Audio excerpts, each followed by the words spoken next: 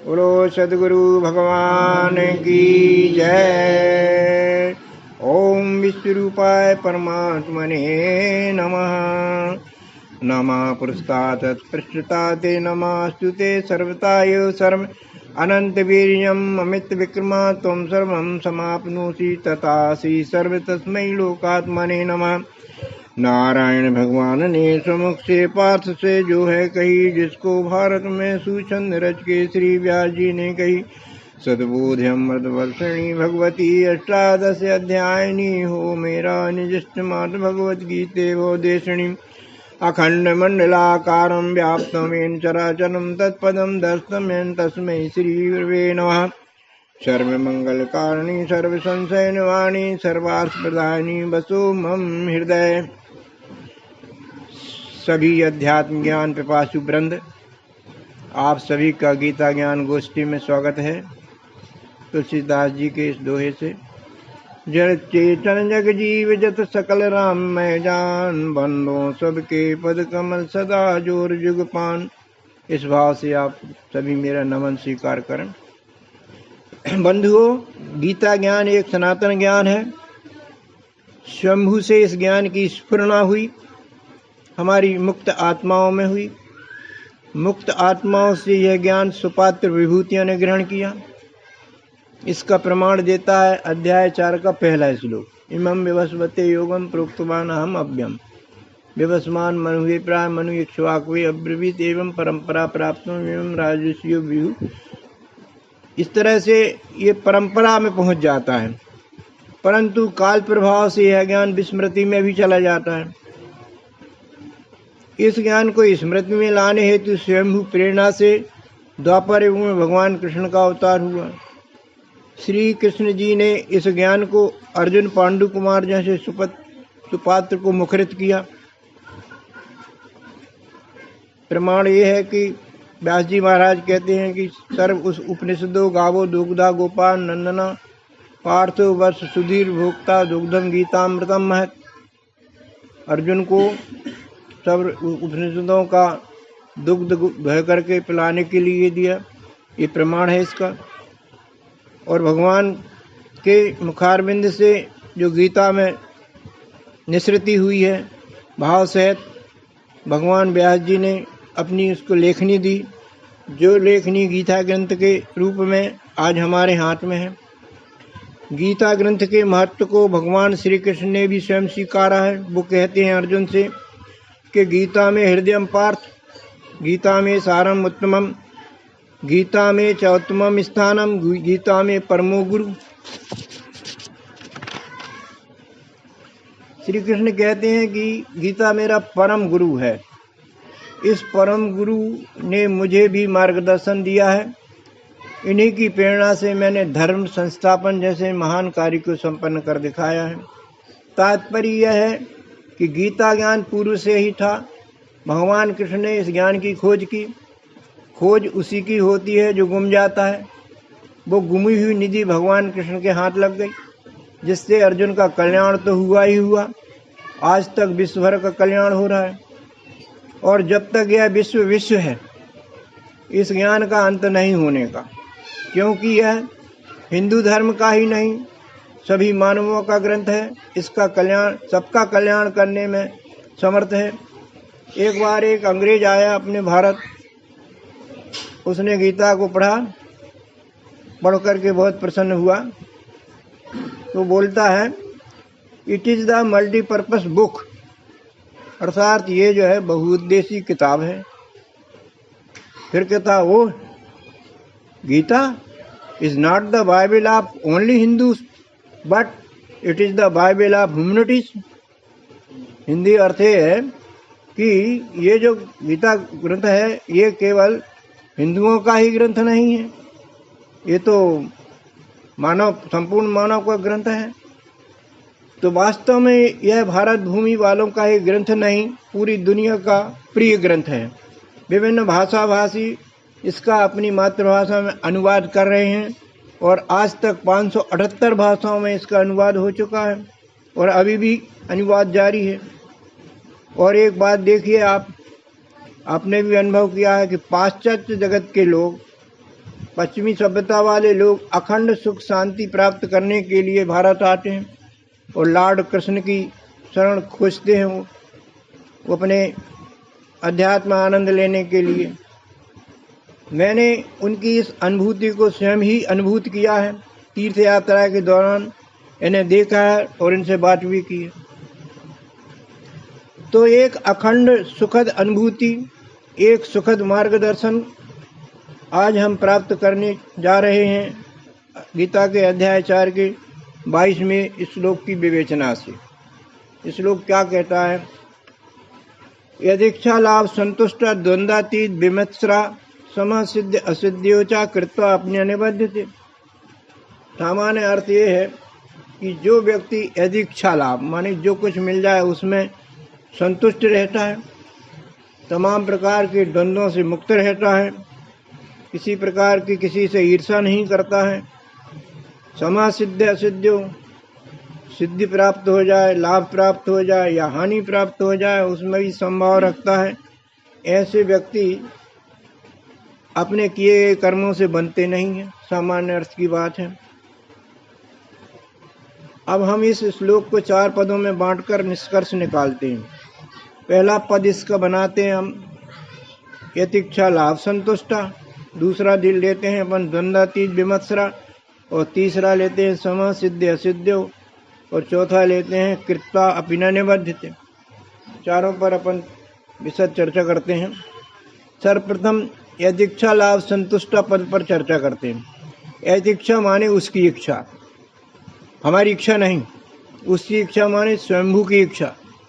स्वयंभू की इच्छा कहती है बस बस इतना ही काफ़ी है, हैरान मत हो।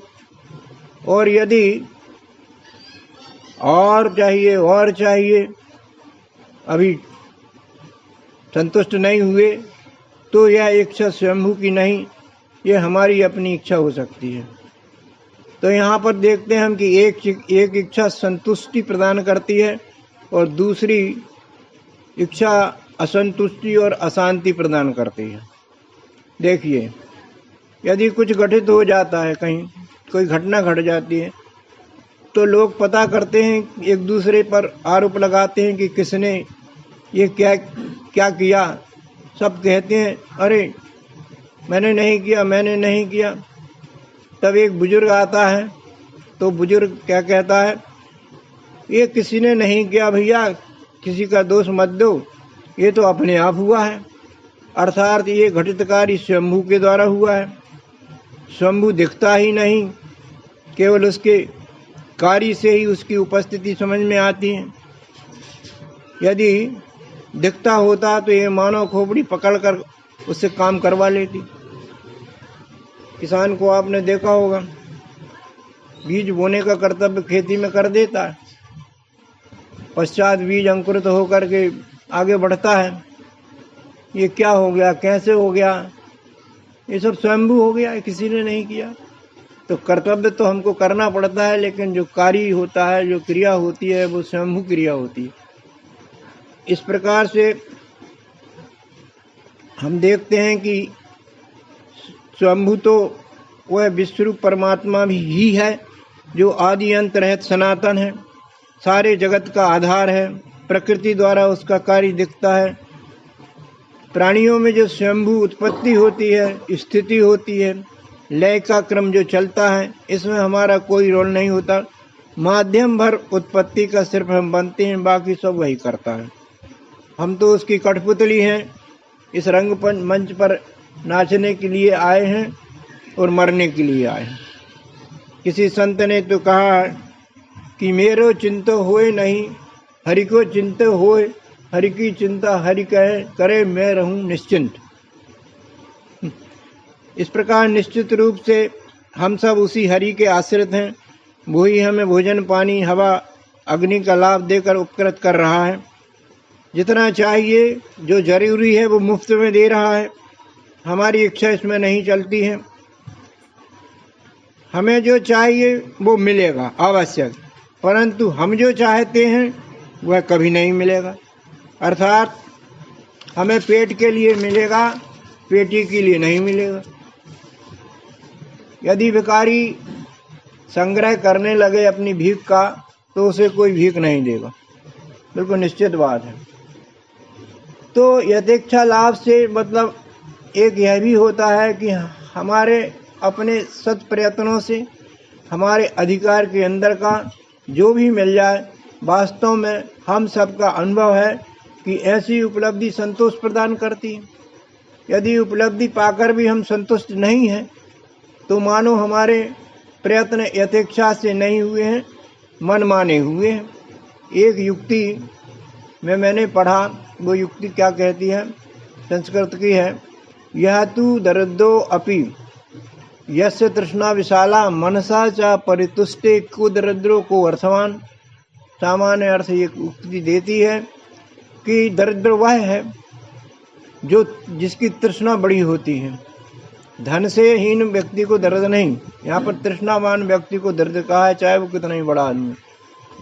यदि मन में संतुष्ट आ जाता है तो ऐसे संतुष्टवान व्यक्ति के लिए दरिद्रता या अमीरी दोनों एक हो जाते हैं। किसी एक कवि ने बड़ी बोधगम्य बात कही है, मेरा उनसे सत्संग होता रहता था लेकिन आज वो हमारे बीच में नहीं है। उन्होंने इतनी अच्छी बात कही, देखिए आप सुनाता हूँ।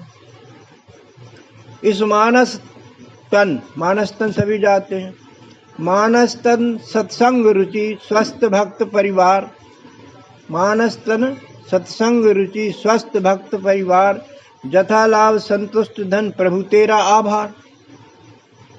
मनुष्य तन सभी जानते हैं, सब तनों से बेहतरीन तन है, सभी प्रकार के साधनों से सुसज्जित है, और एक बड़ी बात इसके पास बुद्धि प्रधानता है, कर्म स्वतंत्रता है, भगवान की प्राप्ति भी करने में समर्थ है।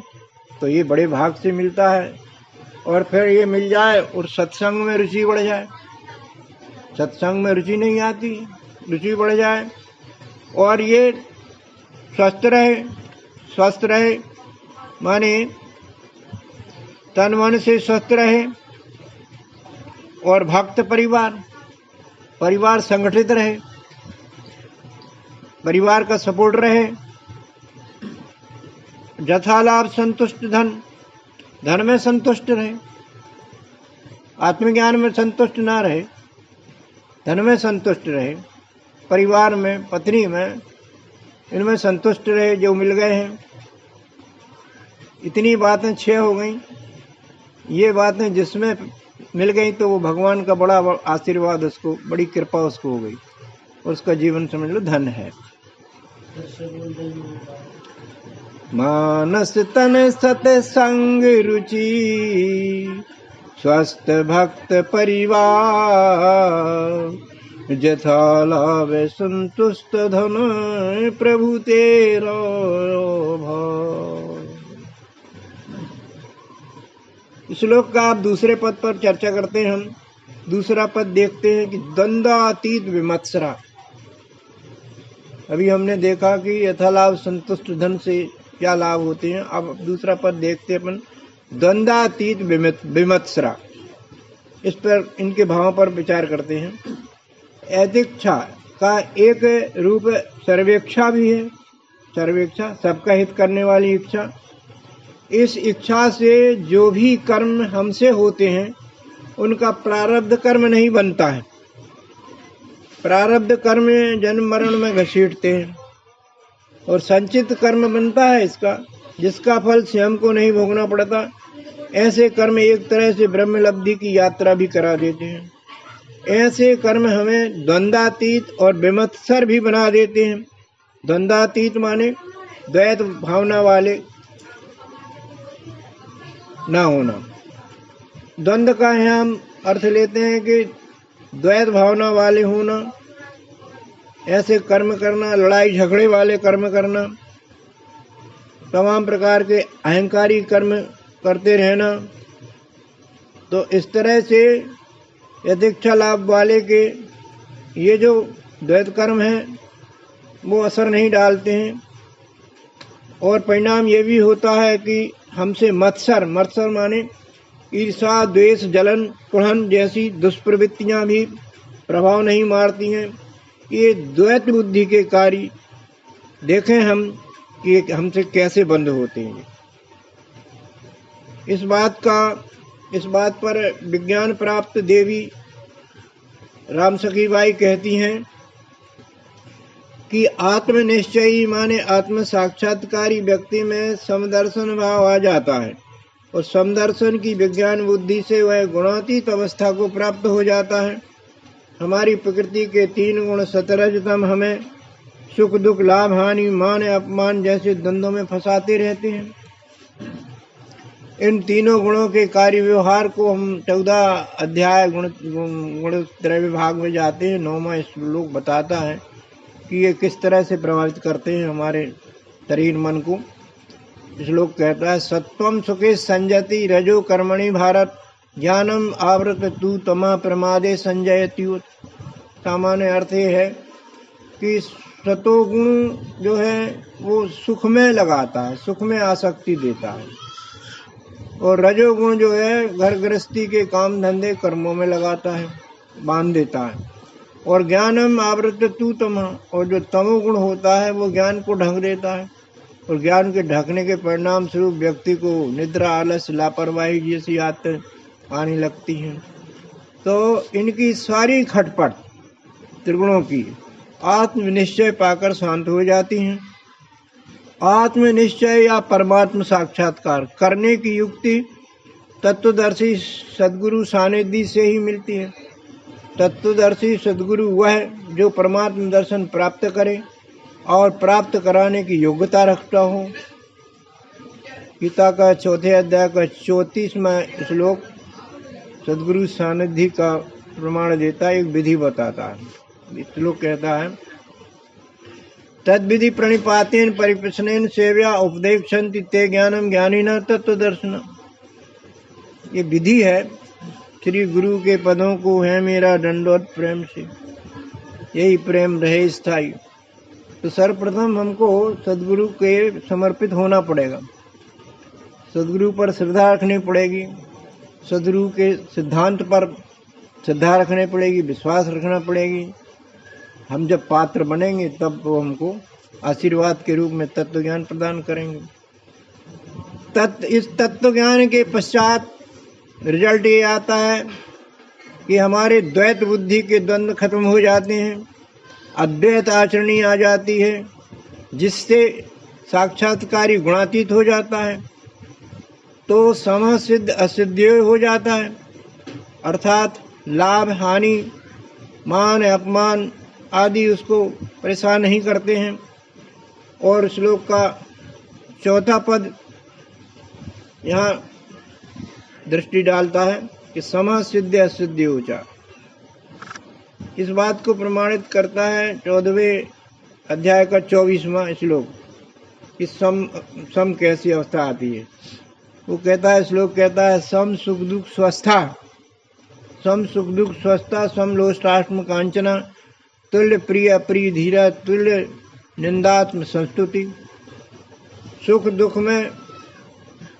दुख में समान रहे, स्वस्थ रहे, मन स्व में स्थित रहे। अपने निस्वरूप में स्थित रहने से सुख दुख जो है समान लगने लगते हैं। और ऐसे समदर्शी व्यक्ति के लिए लोष्ट आस्म कांचना, लोष्ट आस्म मिट्टी पत्थर और स्वर्ण समान हो जाते हैं, समान भासते हैं। तुल्य प्रिय अप्रिय धीरा, प्रिय घटित हो जाए तो उसको गंभीरता से नहीं लेते हैं, और अप्रिय घटना हो जाए तो भी उसमें विचलित नहीं होते हैं। तुल्य निंदात्म संस्तुति, निंदा हो जाए विचलित नहीं, स्तुति हो जाए प्रसन्न नहीं होते हैं। तो ये गुणातीत के लक्षण है। गुणातीत का एक और गुण ये भी होता है कि वह समभावी होता है, समदर्शी होता है। वह सब खानियों को अक्षर भाव से देखता है। अक्षर भाव एक होता है, परंतु व्यवहार उसका सबसे उनके स्वभाव के अनुसार क्षरभाविता से होता है। जैसी जिनकी जैसी योग्यता हो, जैसा स्वभाव हो, उसको देख कर कोई व्यवहार करता है। लेकिन अक्षर ब्रह्म की आवेशी सब में है, वो अच्छी तरह से जानता है, इसलिए वो उनसे भेदभाव नहीं करता है। ऐसा समदर्शी विज्ञानी सिद्धि मिले या न मिले, इन परिणामों को गंभीरता से नहीं लेता है। यहाँ पर हम देखते हैं कि इस श्लोक का तीसरा पद सम सिद्धि असिद्धियों यहाँ टच करने लगता। अब हम समझते हैं कुछ सिद्धि असिद्धि। सिद्धि माने अपने अनुकूल उपलब्धता पाना और असिद्धि माने अपने प्रतिकूल उपलब्धता पाना। समदर्शी दोनों में उदासीन रहता है। वो सोचता है कबीर की वाणी, कबीर साहब की वाणी सोचता है। क्या है कबीर साहब की वाणी? वो सोचता है सुख दुख दोनों बुलबुले दोनों हैं मेहमान, सुख दुख दोनों बुलबुले दोनों हैं मेहमान, दोनों बीतन दीजिए आत्म को पहचान। निस्वरूप जो है दोनों से रहित होता है। एक समदर्शन की पुष्टि करता है एक श्लोक 5वें अध्याय का 18वां। समदर्शी कौन है वो हमको बताते हैं। उसमें श्लोक है विद्या विनय संपन्ने ब्राह्मणे गवि हस्तिना, सुनी चेव स्वपाके चा पंडित है समदर्शिना। पंडित है समझदार व्यक्ति, गुणातीत व्यक्ति, समदर्शी व्यक्ति। विद्या विनय संपन्ने, विद्या से विभूषित, विनय से विभूषित ब्राह्मण और गवि हस्तिना गाय हाथी, सुनी माने कुत्ता, स्वपाके यानी चांडाल, इन सब में समदर्शन करता है पंडित। समदर्शन करता है माने अपने जैसा व्यवहार करता है, आत्मभावी व्यवहार करता है, भेद नहीं करता है। इस बात को नवम बुद्धावतार भगवान मायानंद जी चैतन्य ने अच्छी तरह से परिभाषित किया है कि ये आत्मभाव किस तरह से अपने में बैठता है। वो कहते हैं अपने सर्वांग योग के ग्रंथ में कहा है उन्होंने कि बुद्धि में ये बैठे मैं ही संपूर्ण विश्व हूँ कि अकंप धारणा बैठे गया द्वैत समाधि को। मतलब यह है कि परमात्मा के साक्षात्कार पश्चात बुद्धि में आत्मभाव बैठ जाता है तो द्वैत भाव से किए गए कार्य बंद हो जाते हैं। अद्वैत भाव से उनके कर्म होने लगते हैं जो बंधनकारी ही नहीं होते, मुक्ति की ओर पहुंचा देते हैं। तो यहाँ पर अब अगला हमारे चर्चित श्लोक का पद आता है चौथा कि कृत्वा अपि न निबध्यते, माने ऐसे साक्षात्कारी जो भी कर्म करते हैं उनके कर्म बंधनकारी नहीं होते हैं, निर्बंधन अवस्था में प्राप्त हो जाते हैं, वो मुक्ति की तरफ बढ़ जाते हैं। इस तरह से हम अगला चौथा पद चर्चित करते हैं कृत्वा अपि न निबध्यते। तो इस पद को व्याख्यापित करने के लिए हमें बंधन पर प्रकाश डालना पड़ेगा कि बंधन किन कारणों से हमारे कर्म बंधनीय हो जाते हैं, परेशानी में डाल देते हैं। इनमें कुछ पर चर्चा करते हैं। पहला कारण ये समझ में आता है कि हमारे जीव भाव की कामनाएं हमें बांध देती। जीव भाव की कामनाएं मतलब हमारी इच्छाएं। हमारी इच्छाएं देखने की, सूंघने की, चखने की, सुनने की, स्पर्श करने की होती हैं। इंद्रिय सुख कहते हैं इसको। इंद्रिय सुख का आकर्षण इतना अधिक होता है कि ब्रह्म सुख की कोई सोचता ही नहीं। तो ये हमें बंधन में डालती है, जन्म मरण के बंधन में डालती है, समाज से कई प्रकार के व्यवहार कराती हैं। तो उस व्यवहार को चुकता करने के लिए हमको पुनर्जन्म में आना पड़ता है जीवात्मा को। तो ये बंधन का प्रमुख कारण होता है। गीता के अध्याय 5 का 22वां श्लोक है, इस बात को बताता है कि ये ही संस्पर्श जा भोगा दुख यून युक्ते, आदि अंतवंता कौनते नतेषु रमते बुधाय। सामान्य अर्थ क्या है कि ये स्पर्शजन्य भोग जो देखने के, सूंघने के, स्पर्श करने के, चखने के आदि रहते हैं, ये जो हैं अत्यधिक मात्रा में लेने से, अनाहक का लेने से, अधिक मात्रा में लेने से नुकसान कर जाते हैं और ये दुख के कारण बन जाते हैं। इनका आदि होता है तो अंत भी होता है। तो इस प्रकार से जो विद्वान पुरुष रहते हैं इनमें रमण नहीं करते हैं। समझदार लोग जो होते हैं, आत्मज्ञानी समदर्शी जो लोग होते हैं, इनका औषधिवत सेवन करते हैं। आनंद नहीं लेते हैं। तो किसी की भी कामनाएं आज तक देखिए कभी पूर्ण हुई हैं क्या? नहीं। लोग इनकी तृप्ति के लिए अन्य अन्य आपराधिक कोशिशें भी चालू कर देते हैं और उनमें फंस जाते हैं। संयमी लोग इनसे बच जाते हैं। कबीर साहब ने बहुत अच्छी बात बताई है। क्या कहा उन्होंने? निर्बंधा बंधा भयो, बंधा निर्बंध होए, कर्म करे करता नहीं, दास कहावे सोए। पहली लाइन क्या है? निर्बंधा बंधा भयो। निर्बंधा यानी असंयमी, स्वाद का लोलुप, स्वाद के आकर्षण से बन जाता है। और बंधा निर्बंध हो, संयमी व्यक्ति जो अनुशासित होता है, मर्यादित होता है, वो बंधन में नहीं पड़ता है, निर्बंध हो जाता है। आजकल हम देखते हैं कि प्रायः गुरु मिलते हैं वो बंधे बंधाई मिलते हैं। कबीर साहब ने यहाँ पर चोट कर दी है।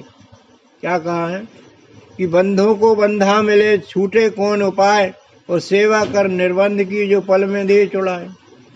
हम अपनी समस्या लेकर के जाते हैं ऐसे व्यक्ति के पास जो स्वयं पहले से ही समस्याग्रस्त है। अपन ने एक समस्या बताई तो वो अपनी 2-3 समस्याएं लेकर खड़ा हो जाता है। कोई हमारे बंधन की मुक्ति का कोई उपाय ही नहीं सुझाता वो। इस तरह हम देखते हैं कि अब दूसरा कारण देखते हैं बंधन का।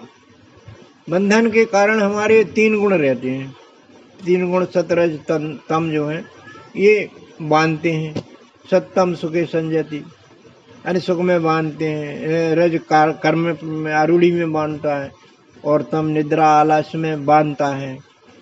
तो यहाँ पर हम देखते हैं कि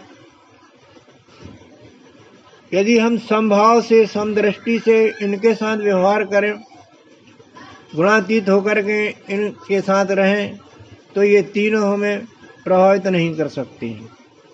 गीता का अध्याय 3 के 27वें श्लोक में हम देखते हैं कि ये इनके गुणों में कौन जल्दी बंधता है। श्लोक कहता है, प्रकृते क्रियमाणानि गुणे कर्माणि सर्वशा, अहंकार विमूढ़ात्मा कर्ता अहम इति मन्यते। प्रकृति के 3 गुणों से स्वयंभू कर्म हमारे पिंड के होते हैं, किंतु अहंकारी व्यक्ति समझता है कि मैं करता हूँ। तो इस अहंकार के कारण वो बंध जाता है, क्योंकि वो अपने को कर्ता मान लेता है, फल में बंध जाता है, फंस जाता है और निरंकारी बच जाता है। रावण और हनुमान का प्रसंग आपने पढ़ा होगा, तुलसीदास जी ने वर्णित किया है सुंदरकांड में। रावण को हनुमान जी समझाए देते हैं, कहते हैं कि रावण सुन, मोह मूल बहुसूल प्रद त्यागहूँ तम अभिमान, भजऊँ राम रघुनायक कृपा सिंधु भगवान।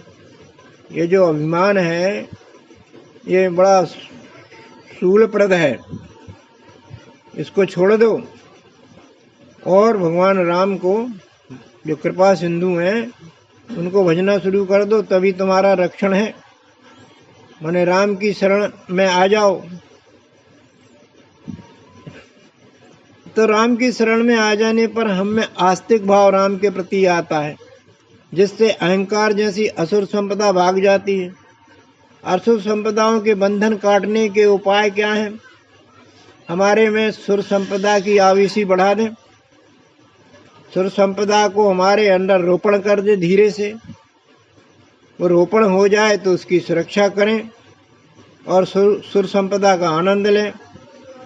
पर एक बात जरूर ध्यान रखें, जो बांधने वाले असुर हैं, जो असुर वृत्तियां हैं, उन पर निगरानी अवश्य रखें, सावधानी रखें, उनका प्रवेशीकरण हमारे अंदर ना हो पावे। अप्रत्यक्ष रूप से यदि इच्छा संतुष्ट योगी एक प्रकार से राष्ट्रभक्ति विश्व सेवा के करने योग्य हो जाता है। यथेच्छा उन पर मेहरबान रहती है, जो सर्वहित करने की भूमि तैयार कर देती है। यथेच्छा की पूर्ति करते हुए श्री कृष्ण भगवान ने अपने शिष्य अर्जुन से राष्ट्रीय युद्ध, धर्म युद्ध कराया था। परमात्मा का आदेश है अर्जुन को।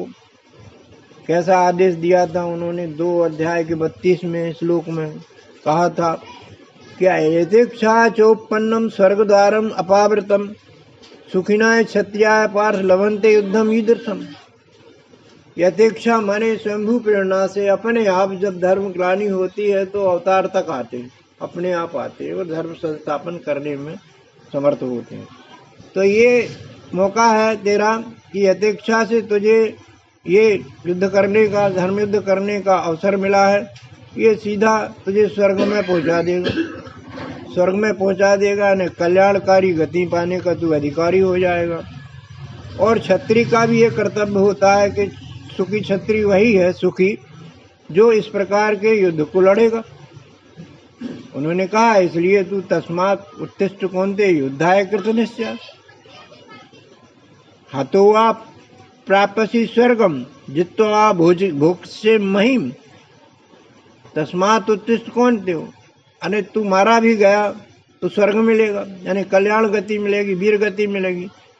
और तू नहीं मारा गया तो तेरे इस राज्य का सुख भोग मिलेगा। दोनों हाथों से फायदा है। इसलिए तुझे युद्धात ही श्रेय न अन्य क्षत्रिय से विद्यते। धर्म युद्ध करना क्षत्रिय का परम कर्तव्य है, उसको तू कर। इस प्रकार का आदेश यथेच्छा से मिला, भगवान को भी मिला, अर्जुन के माध्यम से मिला, अर्जुन को मिला भगवान के माध्यम से। सारांश इस श्लोक का यह है कि यथेच्छा लाभ से संतुष्ट रहने वाले पर भगवान की सतत कृपा बरसती है।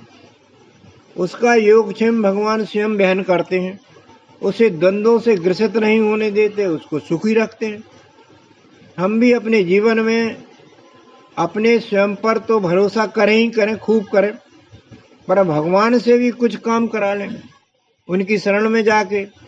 माने गीता ज्ञान की शरण में जाए, मन लगाएं, पढ़ें, सुने, समझें, क्योंकि भगवान सर्वशक्तिमान है, समदर्शी हैं। उनकी अहेतु की कृपा अपने श्रद्धालु भक्तों पर विशेष रूप से बरसती है। भगवान की इस ठंडी आनंददायक वर्षा का हम आनंद लेते रहें, इस हेतु हमारे प्रयास सतत जारी रहें। इसी स्वभावना के साथ इस श्लोक पर दृष्टि पूर्ण होती है। बोलो सद्गुरु भगवान की जय, विष्णु परमात्मा की जय, सनातन धर्म की जय। ओम शांति शांति शांति।